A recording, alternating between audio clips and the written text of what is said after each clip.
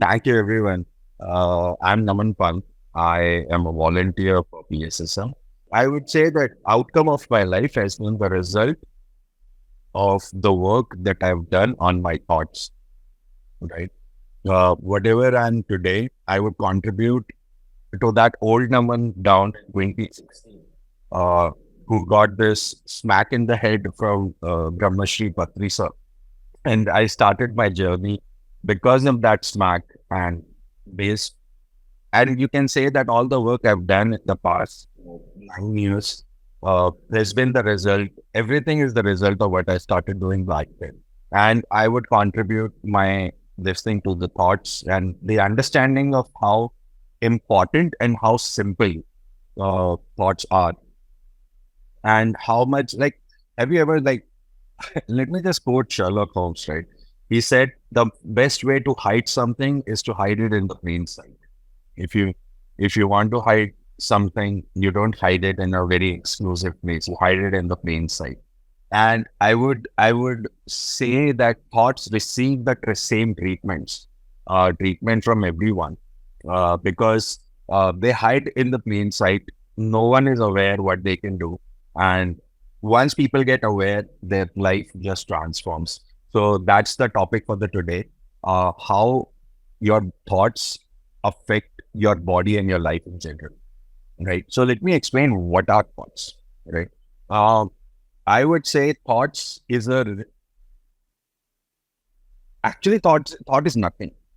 Okay, thought is a recollection. Thought can be a recollection. Thought can be a an experience, a memory. Thought can be a thought can be a an opinion that you have in your mind. Thought can be a past event that happened, right? And if I say thought in general, it's like a single bit of information passing from point A to point B. For example, yesterday I spoke with Shibu. So the thought is, oh, I spoke with him. What is it? Like point A to point B. My father completed his doctorate, or I completed my doctorate, point A to point B, right? Whatever the information just passes so much quicker in our head that we get around 60 to 70,000 thoughts in a day, right? And it's a formulated study that we get 60 to 70,000 thoughts in a day. What does that mean, right? When you're meditating, right?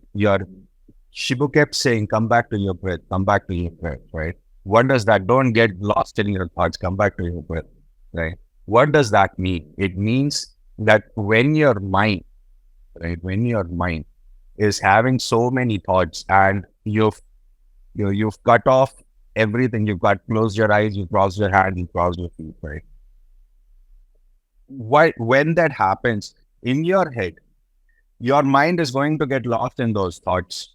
So that's where the thoughts came in, because they slide in the subconscious. We'll speak about it in detail, but for now, let me just tell you that the thoughts are series of action events happening inside your head day in and day out without us knowing.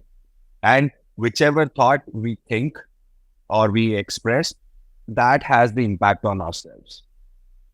For example, if you close your eyes and imagine the closest person, like imagine an event where the closest person to you has had a positive or a negative experience, right? Birth of someone, death of someone, somebody graduating, somebody losing their jobs, somebody getting corona, somebody coming out from corona.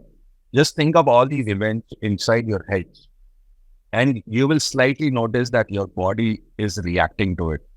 For example, when I say, hey, you know what, my first job was so incredible that I got the biggest paycheck of my life till then.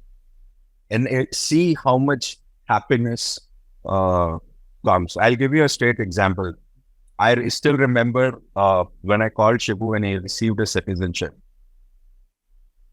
See, that smile automatically came on Shibu's face, because that experience inside his head was so happy.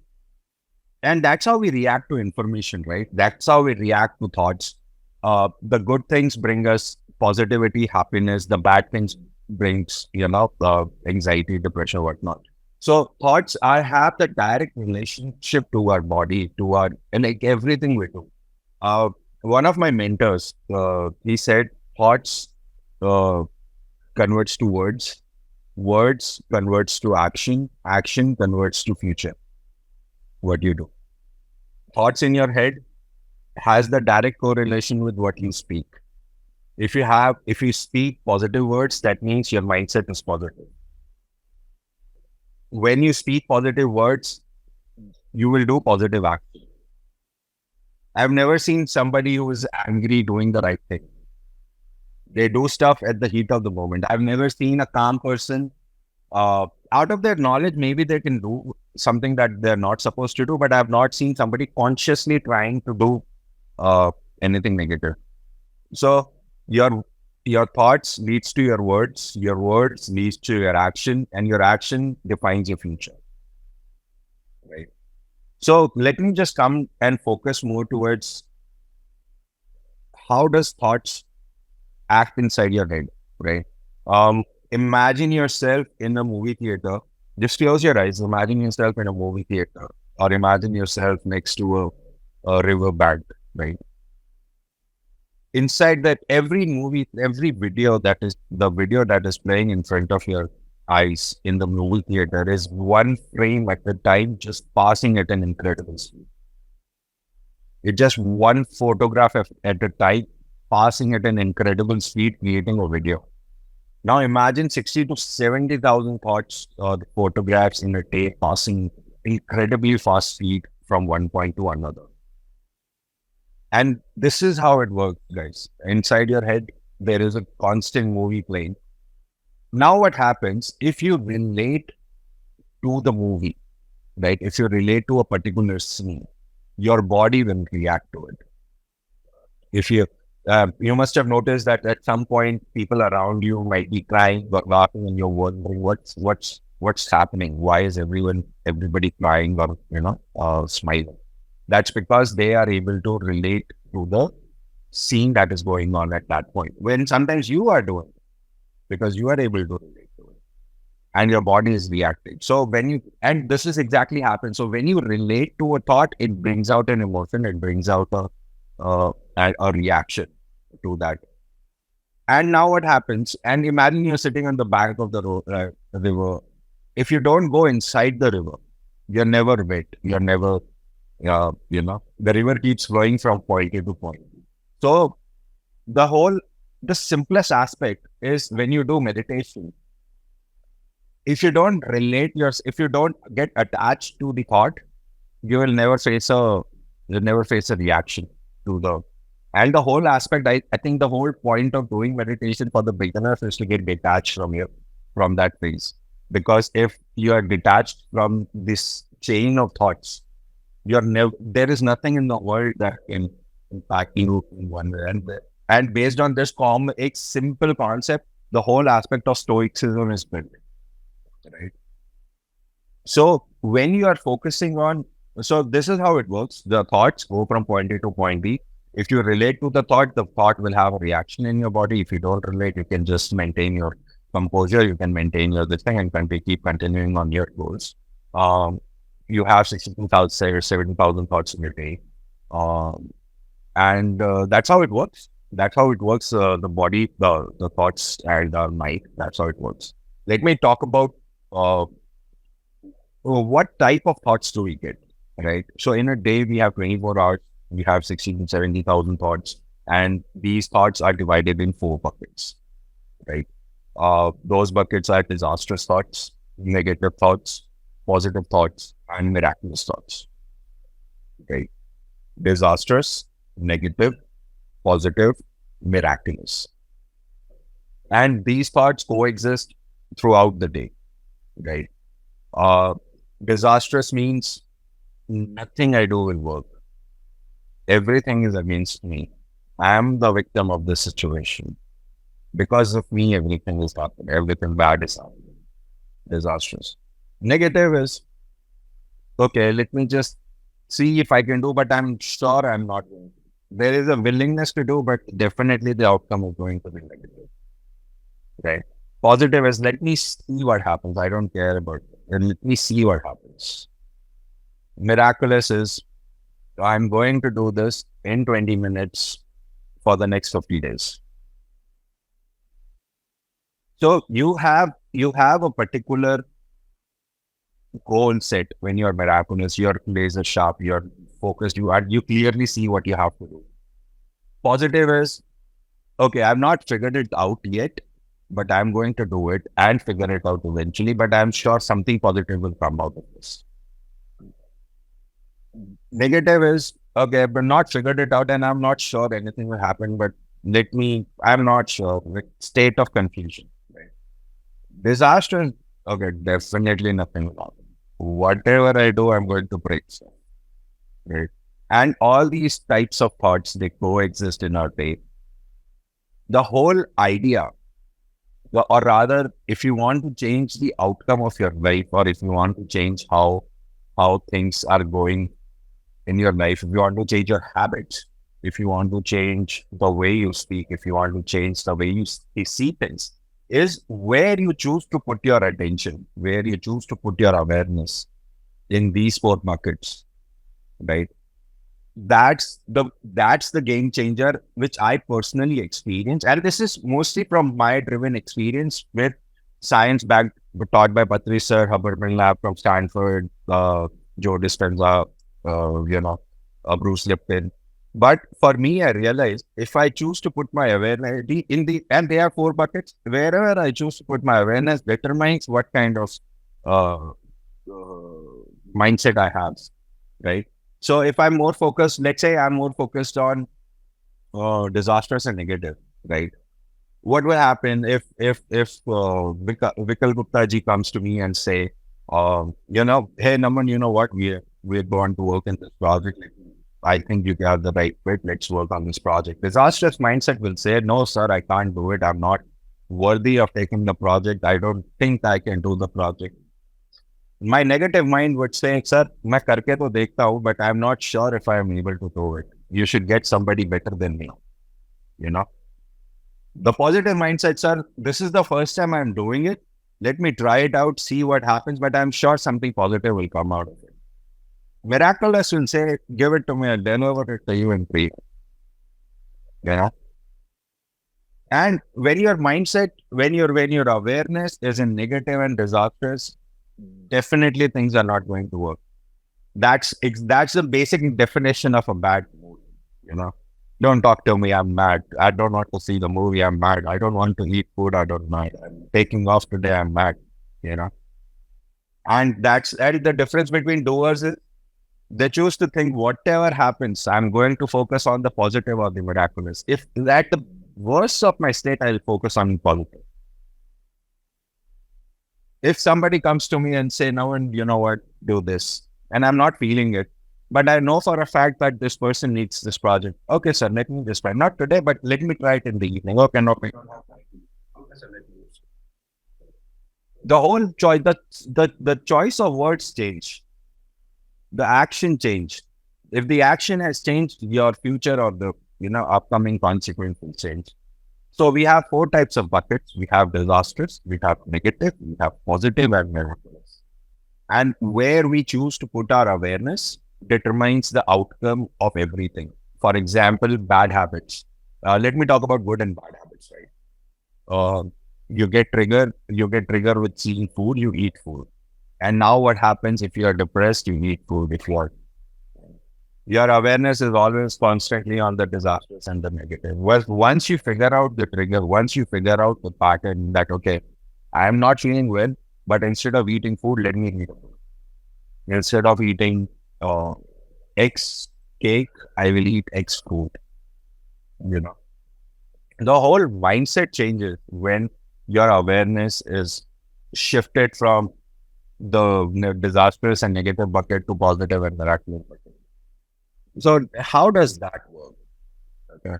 So dear friends, I'll give you a very, very simple example. Okay. It's like putting water in the ground in your garden, right? When you put water in your garden, does it differentiate between, this is the weed or this is not a very good grass, this is a mango tree. I will give my energy more to mango tree and not to the grass. It doesn't happen, right? When you put water in the ground, everything grows at the same pace according to their own biological state, right? So now it happens. This awareness exactly works like that. Awareness doesn't know, oh, this is negative and disasters, or this is positive or negative. Where you put your awareness, that will grow. It's our conscious mind, it's our conscious choice that we choose mango trees over, wild grass. It's as that simple. And the moment you realize, okay, my awareness is like water. I have these. I can put all my 70,000 thoughts in these four buckets. Okay, so now what I should do? I should put my awareness where mango trees grow. I should put direct my water towards mango seeds, not on the jungly wild land. So now what happens is when you're aware that you have the power to pick and choose among these four buckets, the whole outcome changes, because when you put more awareness in thoughts and positive thoughts and miraculous thoughts, what will happen? The positive and the miraculous will grow. Your mind will become accustomed to positive and miraculous. And this is the common sense, the most common thing that people miss, because when you are meditating, right? And for example, let's say if I'm 30 years old and I'm meditating for the past 2 years, right? For the first 28 years, right? If I was facing anything bad, let's say if I get a breakup, I will go out on a bike ride with my friends. If I fail, I will go out to watch a movie. If I don't do well, my dad will scold me and say, right, 10,000 times you're not going to do this, right? What is that? That is something external that you are seeking to make sure that whatever you're facing in your head, you don't face it. Whatever challenges you're facing, you don't get it. So now what happens when I was old, when my mom wanted to instill fear in me, Baba aa jayega, somebody will pick you up, bhoot aa jayega. If you want to get good marks, go to temple, do this, do that. And in my head, I was thought, oh, okay, the solution is somewhere outside. But when I close my eyes, right? When I close my eyes, and be with me, when I close my eyes, my brain cut off literally 80% of whatever I was seeing. And my eyes are connected to the nervous system. It's not connected to my brain directly. It's connected, part of my nervous system that is connected to my brain. So my whole body is experiencing what my eyes are seeing, right? And when I close my eyes, 80% energy, 80% of my body is composed, calm. And now what happens? My hands are crossed, my feet is crossed. So now what happens? My brain doesn't know anything on the external, it only knows internal. So now what happens? My brain goes into my subconscious and all the thoughts starts coming out. So when you're meditating and you're new to meditation, your brain, your thoughts will get picked up. But the stuff from past get dug out. And the brain gets entangled in those thoughts. The brain simply says, oh, this is a good memory. Let me cling on to it. It's a bad memory. Let me just avoid it. And the body starts feeling bodies. Somebody feels pain, somebody feels dizziness. If the thoughts are positive, somebody will feel mountain ranges, somebody will feel something positive. And now what happens when your awareness goes to positive, your experience becomes positive. The moment you bring your awareness from your thoughts to your breath, the detachment happens. So the whole concept works. The whole concept works around that. So when you are focusing on your meditation, on your breath, there is a sort of detachment that happens in the back of your head. Whatever thoughts you get, you accept, you surrender, you forgive, and you put your awareness in positive and miraculous. That means positive and miraculous will grow if you take out your awareness from disasters and negative. I'm saying not avoid it, but becoming okay with those thoughts, but choosing to do the positive and the miraculous thing. So that's how you start to change the words, your actions, and the outcome of your life, right? And this is how your thoughts, your subconscious and your conscious brain also works. Okay. Let me touch upon the final aspect, which is how your thoughts impact your habits and your body, right? Our body is 95% controlled by subconscious brain and 5% controlled by your conscious brain. What does that mean? Where from the moment you wake up to the moment you go to sleep, your body automatically knows what to do. Unless you get something which is not normal in that day. For example, right now you expect the talk on thoughts, right? What if I start talking about trigonometry in the middle? Immediately we'll switch from our conscious to your from our subconscious to our conscious brain. Because when you're going something out of the blue, let's say for example, you wake up, you're still half asleep, but you know you have to go brush.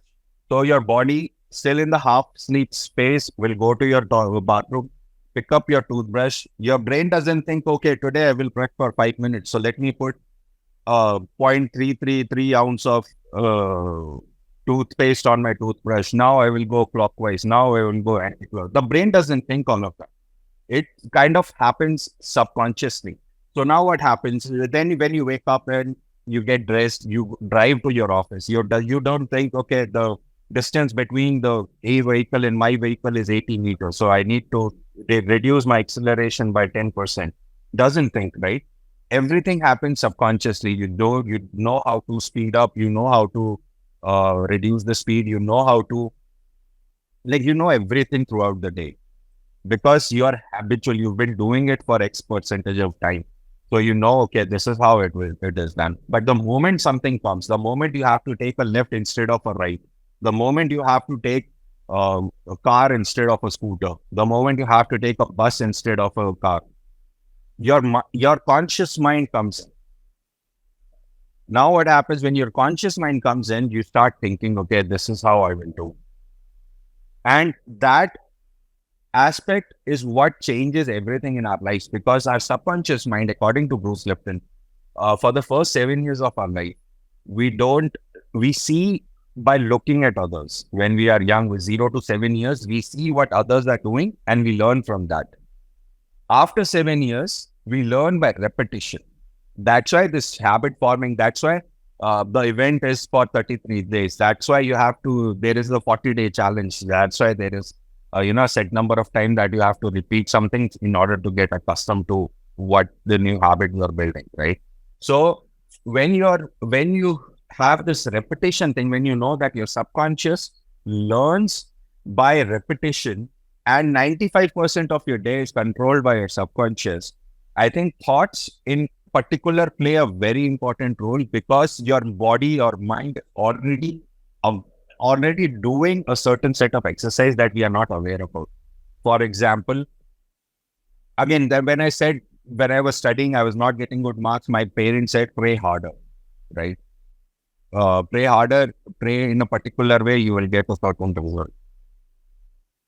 And for the first 28 years, I was focusing on that. If I pray harder, if I pray like this, I am going to get like that. And in my brain, my subconscious repeated it so many times that my outcome of life started depending on it. And the moment I realized that, okay, when you close your eyes, when you cross your hands, there is nobody in the outside. Everything is in the inside. And I realized that, okay, if I do this, if I do that, that's how I'm going to get good marks for sure. And I started doing it. And I realized that when I'm repeating a habit for a particular number of time, it's becoming my muscle memory. So thoughts, by default, I started focusing out of 70,000 thoughts. By default, I started putting energy or awareness in those thoughts, which are going to give me a particular outcome. And my body started to respond accordingly. For example, at one point, I was overweight by a lot. And I started thinking, and this is a case study, I started thinking, what difference can I make if I switch from, food A to food B?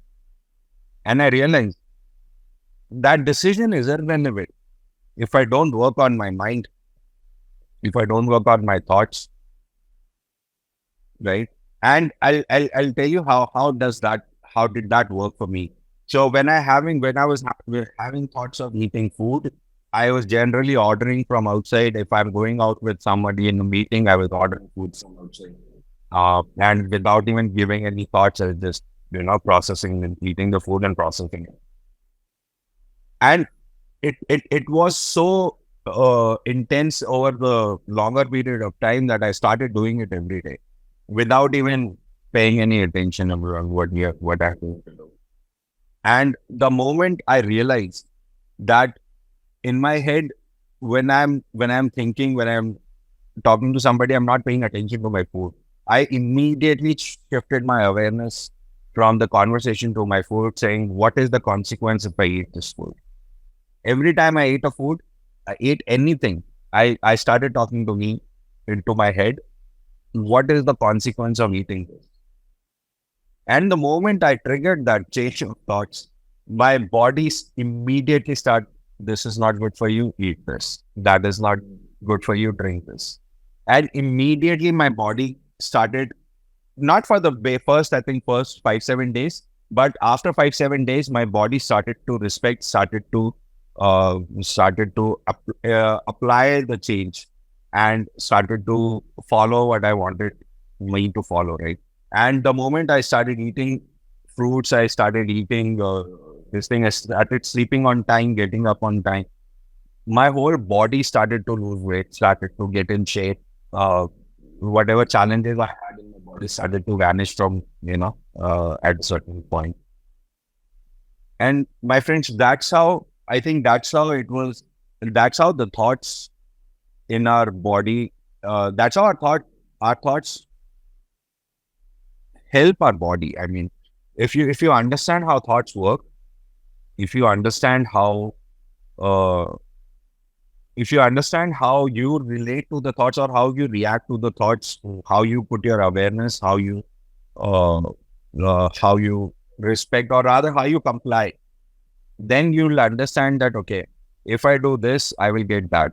And once that chain of thoughts is clear in your head that, okay, I have 60 to 70,000 thoughts in my head. Good, got it.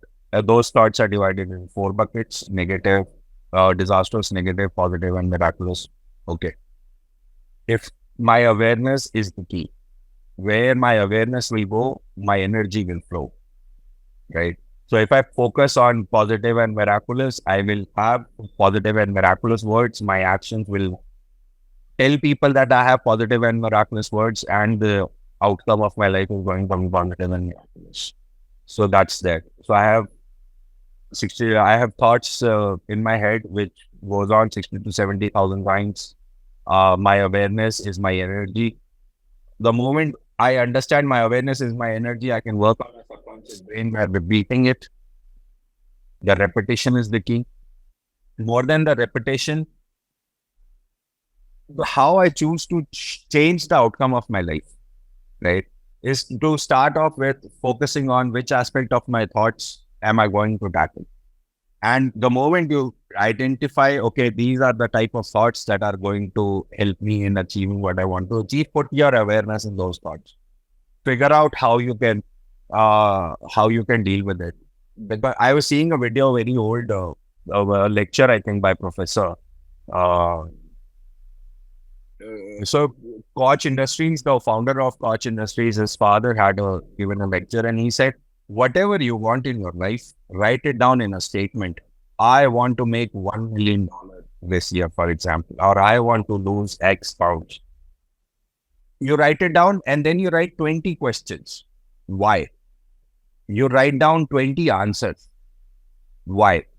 And don't say, I want to make $1 million in my job. It's already set pattern. Just write why I want to make $1 million. And then start to write 20 statements which consist of a question and an answer of why do you want, how do you want, what do you want. You'll realize the type of thoughts you have in your head towards that. Let's say if I say I want to make $1 million, for type of thoughts that relate to money, my brain will automatically start putting my awareness in those thoughts.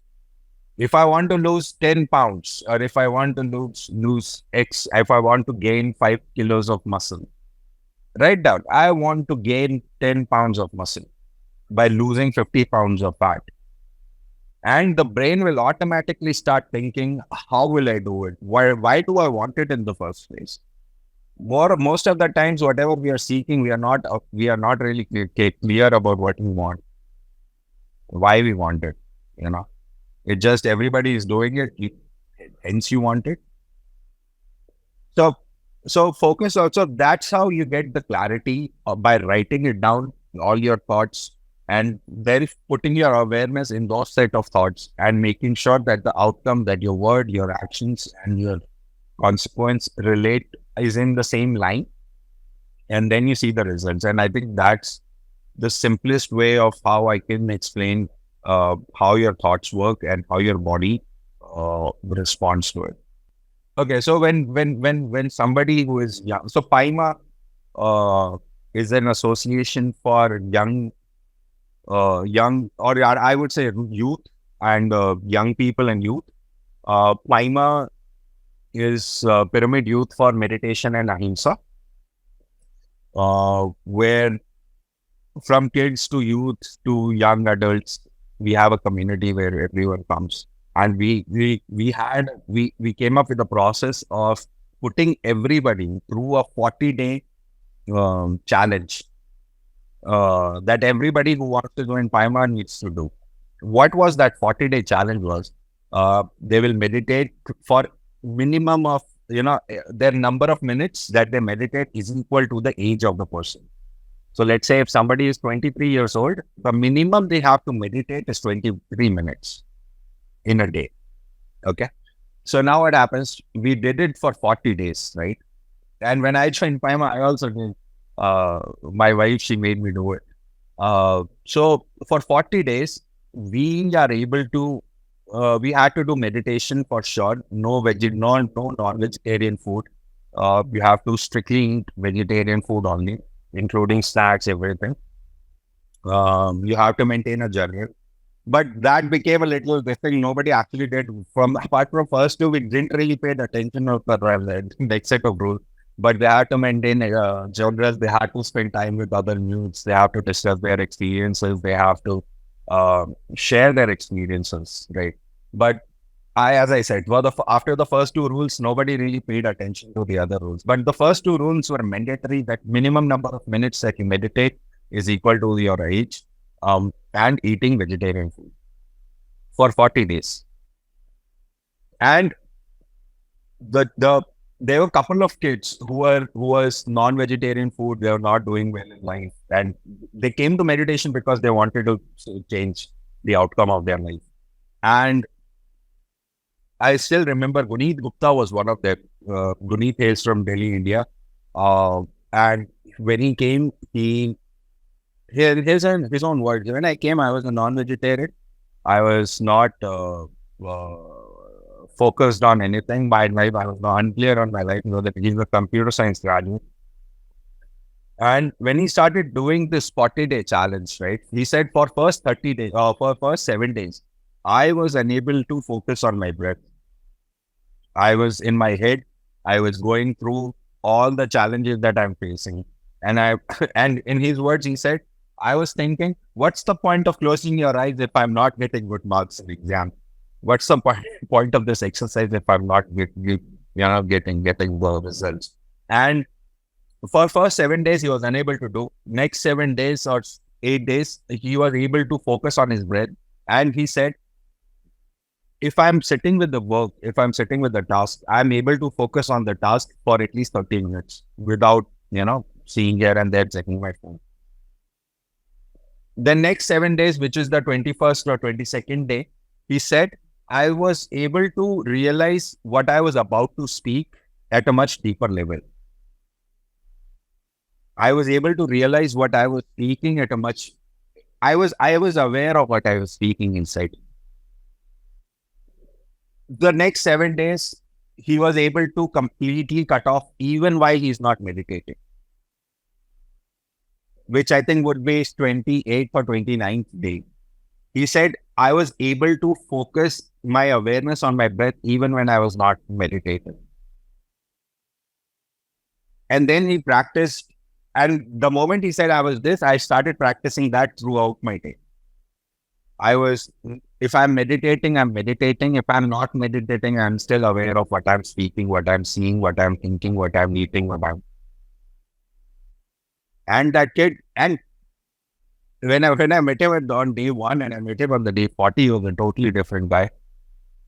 And I'm not kidding, to say the least, because what he did was first 7 days, everything that he had in his mind, which was shrugged under the carpet, bad marks, bad experiences, bad friends, bad whatever, it was shrugged under the carpet.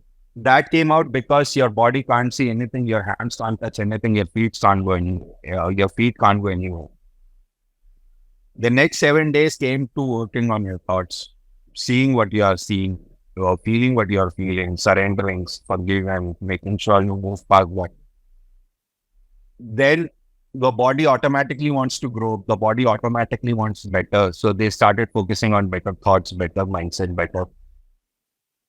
And the moment that happened, he integrated everything and started practicing that one single wholesome mindset that he has developed over a span of 30 days.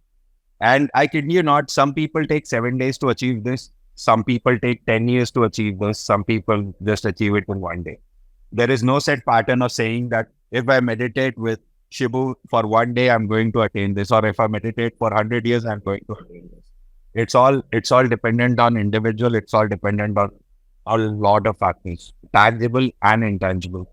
But 40 days for us gave us a healthy period that if you're able to do it within 40 days, great, we have succeeded. But if you're not able to do within 40 days, at least you know how many days you want. So some people continued their 40 days for 70 days. Some people continued for 100 days. Me, I'm continuing till now. I still have built certain habits that I wanted to build. But I mean, that's where the awareness comes in, right? So your thought is like water in your mind is your garden, thought is your water, right? If you choose to put water in, roses, fruits, which is positive and miraculous, those will grow. If you put if you spread it everywhere, which I was talking in the first 10, 15 minutes, I was talking a whole lot of stuff. Because the thoughts needs to, so your thoughts will definitely create the outcome if you understand how they work, if they understand how your body responds to them. I think that's the key. And repetition definitely helps when it comes to habits, when it comes to anything, when it comes to any outcome, because you don't want to be using your conscious brain too much. If we sit and have a maths class, I'm sure everybody will get tired in 5 minutes. From the past 1 hour, we've been talking about spirituality and nobody seems tired, right? That too early in the morning for Indians. So, so I think if you use your conscious brain too much, your energy gets depleted faster. So you rely on your subconscious as much as you want, as much as you can, and your subconscious learns by repetition. So you want to repeat what you want. That's how the whole industry of habit making and all the gurus have started, because they want you to repeat certain stuff over the time and phase, I think. And if you understand all of this perfectly, there is nothing that you can't achieve or you can't. Thank you.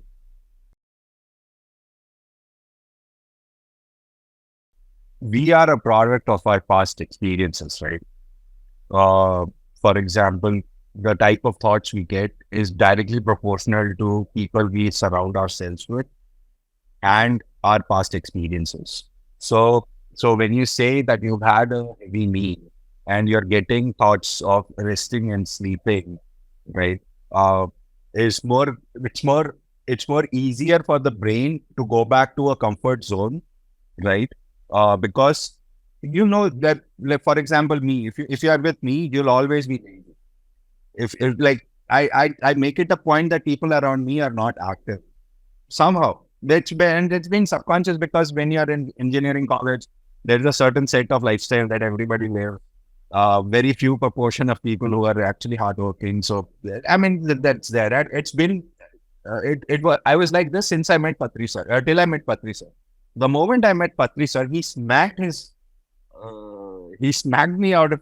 I would say he smacked me out of myself. Then whatever was left was to make sure how I can make others efficient, how I can make myself efficient. And that was the mindset I've been working on in the past 9 years, right?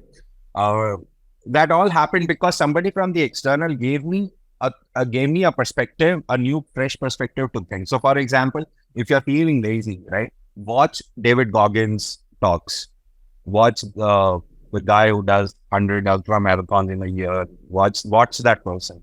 You will immediately see a fresh perspective of seeing things. And the moment you expose yourself to that fresh perspective of things, right, your thought process automatically, your brain started automatically rearranging the thoughts in those areas, right? So when you say your energy and for example, if you how the energy and the thought correlation works, if your body is in comfort zone, if your mind is in comfort zone, you expend less energy.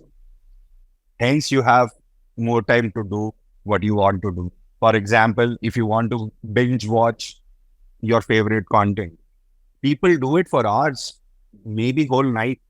That's what binge watching is, right? You watch something at a particular little longer because that's comfort, that's easy. You try running when you want to binge watch. I dare you. You try running, or if you are feeling lazy, you pick up a book. You will see how hard it is for you to shift from that mindset of comfort zone where you are conserving energy to do something where you need to expend energy. And that's literally the base of everything that we do. To raise the tolerance level from going to somebody which I was in the past at making everyone lazy, to making everyone efficient, to making everyone efficient and not lazy. That's my tolerance level. And what happens is, if my comfort level is doing 100 push-ups, for example, that means you ask me to drop in and do 100, I'll drop in and do 100 because my comfort level has reached that. But when you have eaten food, your TV is there, your family is next to you, weather is wonderful outside, and you want to just relax. And then somebody like me comes and says, drop in and give me 100. You will never, it becomes very difficult. So I think more than thinking the energy thought relation from energy thought relation, I think it's the tolerance of what you can endure by coming out of your comfort zone, how much energy you can save while coming out of your comfort. I think that perspective gave me a lot of insights around how I can improve, how I can shift my mindset from doing what I don't want to do to doing what I actually need to do. When you think about karma, when you think about killing animals is wrong. Okay. I took this human form not to create more karma. I came into this human form to end everything I did in the past. And out of everybody who is living and walking on this planet Earth, I am the one who has the consciousness of deciding what I can do. Yes, correct. So if I just hide behind the fact saying that, oh, you know what, this animal might have eaten me, now it's my chance to pay it back. I think it's more juvenile than thinking, because I took this human form to make sure that whatever I've done in the past, I don't repeat it myself. And that's when the whole concept of Buddha coming in and saying that, you know what, you should forgive, you should come out of this cycle of cause and effect. And I have the choice of, and if I don't exercise that choice, my right to come out of that cause and effect, I think I'm just going to go on and on and on and on with saying, using karma for my own benefit. But I think we take human form to make sure that we come out of these karmas. Because today, if I say no to eating the animal, that cycle ends there. If I don't consume any more animals, that means I'm not creating any more karma. So it doesn't matter if I'll be eaten. It's my duty to make sure that what I do from now on doesn't impact what happens in the future. So I think if somebody comes to you and say that, you know what, this is all karma, they ate me, I ate them, I think you should tell them this is your opportunity to end what, what was started by somebody in the past. Whatever we speak, right? Everything comes from a muscle memory, right? Your subconscious brain, the reason you use alarm is because your body is not used to it yet. For example, if you want to get up at 5 o'clock, more than meditation, if you want to get up at 5 o'clock, you set alarm for 5 a.m. For the first 10, 15 days, you will get up at 6, 5:30, 7, 5:15, 4:45, right? For the first 7, 8 days, 10 days, 20 days, 30 days, depending on, again, it depends on person to person. Somebody gets it in one day, somebody gets it in one day. So when you are waking up at 5 a.m., when you have set an alarm for 5 a.m., your first few, till your body is, your subconscious is adjusted, your willpower comes in play. You have to push yourself. So if not 5, at least 5:30 works. So till your body is adjusted to the goal, you need willpower to make sure that you push through and get it. That's why it said when you want to get fit, you don't set a goal of 10 push-ups and 3 sets. You set a goal of 3 push-ups in a day. Whatever happens, do 3 push-ups in a day. So that your body understands, okay, I need to do this. Because your comfort zone, आपके comfort zone से बाहर आने के लिए, you need a lot of energy. Willpower is a direct result of self-motivation. I mean, how bad do you want it? Willpower is directly related to understanding why do you want it and how badly do you want it. I think if you are more clear, I want to become fit so I can run a marathon. It's a very clear goal. More clear, I want to run my New York Marathon every year. That's a very specific, very clear goal. So now you know, okay, in order to do that, I need to start running. So now what happens? For first 2-3 days, it will become impossible for you to run at least 100 meters. Difficult. Everyone demotivating you. Now what happens? You pass that phase by pushing yourself, making sure go out. If you don't want to run, don't worry. Just spend 30 minutes in the trees and come back.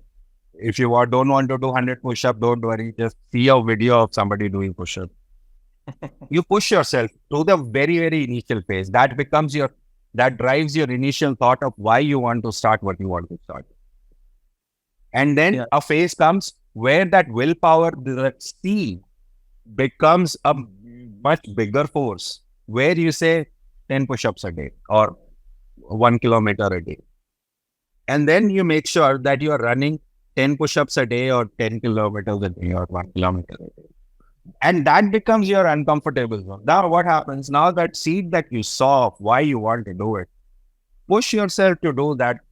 And then there will come a time when that uncomfortable zone becomes your comfortable zone.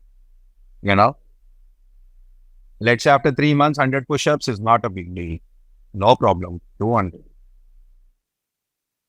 Till you achieve your goal. I'm not saying go or do infinite push-ups or run infinite kilometers. I'm saying set a goal.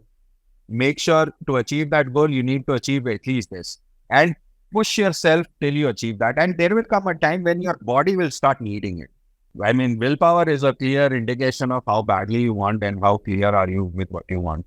Or you push yourself to a particular goal. 5 a.m., sure. Next 3 months, you won't be able to wake up at 5 a.m. But if you made sure that you get up around 5 a.m., your body will start automatically accepting that time frame. And at one point I can guarantee there will come a time where you don't need an alarm. Your body will automatically wake you up because all the cells inside your body is already being accustomed to get up at that point. Let me give you an example, okay? uh, weight loss is the challenge that, triggers a lot of situations in the body, right? Weight loss can lead to unhealthy blood pressure, to heart heart related issues, to liver related issues, to mind related issues, now whatnot. And what triggers weight loss? There are unhealthy habits of eating. Whatever calories you consume, you are unable to burn those calories, right? The deficit keeps you in the a positive side of calories instead of a negative side of calories. What triggers of this unhealthy eating? And I'm just breaking down. Let's say if you ask me, somebody got heart related problem because he was overweight, and I'm just breaking. Okay, heart related problem triggered by overweight. What triggers overweight? And I can guarantee you what triggers overweight is. Maybe I'm stressed. Stress eating is very simple concept. Everybody knows stress eating, and everybody does stress eating at some point in their life. What triggers stress? And I'm just breaking it up, right? Stress creates unhealthy eating patterns. Unhealthy eating patterns create weight differences. Weight differences create heart-related problems. That stress is triggered by thoughts. So, for example, and I touched upon this. You also mentioned that this is a lifestyle-related issue. You said, right? Who triggers the lifestyle? Your head. Which stuff triggers your head? It's the thoughts. Because your mind cannot really speak. The mind sends pulse. Mind sends small bits of information from my head to my eyes, to my mouth, to my hands, to my legs, to my. So now what happens when my thoughts, if I understand what triggers my unhealthy eating, I can work on those thoughts and make sure that thoughts which oppose, or rather which constructs this in the positive way, I focus my awareness there. The challenge comes when people don't put awareness they know, okay, for example, my meeting with certain person gives me anxiety, for example. Okay. So before that meeting, I'll eat something unrelated. Before gym, in order to get all the energy, I eat a lot. Or after gym, in order to, for example, like all these things that trigger eating. And once I am aware that, okay, I'm not doing I'm eating, it becomes very easy for me to think, oh, you know what? Let me just not eat and go. Let me just not eat. Let me just go. Or let me just eat my fruits and go. Let me just drink my juice and go. Technically, you're eating, you're consuming, you're preparing your brain. Initially, again, the thought, how it works, initially coming out of your comfort zone, the willingness to understand why I want this in the first place needs to be there, right? So now what happens when when I know that, okay, my weight is growing more than it needs to be, I'll be aware, okay, if I meet anybody, I'm not going to eat and meet. I'm going to meet and figure out what I'm feeling through my body. And then I will decide whether I should eat fruits or not, for example, right? And that triggers a lifestyle change inside my head. So when I'm eating Shibu, instead of eating anything I can find, I'm eating a particular set of food and going and eating. That triggers a lifestyle change. Now what happens? Do this multiple number of times, do this consistently for 100 days. You will trigger a thought process where you don't need anything, or you need something which is healthy. And that happens. And when let's say somebody wants to run a New York marathon, right? Now what happens? I know for a fact I can't run right now, but 3 years I'm going to run. So now what happens? I push myself by starting to walk. I push myself by starting to, I know my doctor said, oh, you know what? You're facing some symptoms. 3 years down the line, you'll develop heart disease. Now what I will do? It happens, right? When you go for your test, something out of the blue comes and people say, you know what? You have the tendency of developing. And that itself is a thought. It's so complicated that, okay, okay, this might happen. Let me just try. If I do this, what happens? If I start walking every day for 5 kilometers, no matter what, I'm going to walk for 5 kilometers. You start off with 500 meters. Work your way up to 2 kilometers, work your way up to three, 4, 5, and then you reach your goal to the 5 and you stick to it. Right? That changes the lifestyle in a way where you start to lose your way, which will again thought पहले thought था heart disease, overweight, stress, overeating, thought, right? Now your thought is eating fruits, going for a walk. Now what will happen? Your thoughts came to words, words bole, okay, I need to walk. Okay, action says I will walk. You're walking. So now what will happen? Walking will lead to less weight. Less weight will lead to healthy lifestyle. Healthy lifestyle will lead to no heart disease, right? So now what happens? See, the basic is your thoughts leads to your anxiety or whatever, leads to your words, words leads to action, action leads to consequence. So the consequence, if I want to change my consequence, I need to go to the source, which is usually the thought, and then need to work my way up. That's why you've seen that homeopathy, Ayurveda is a long-term healing process.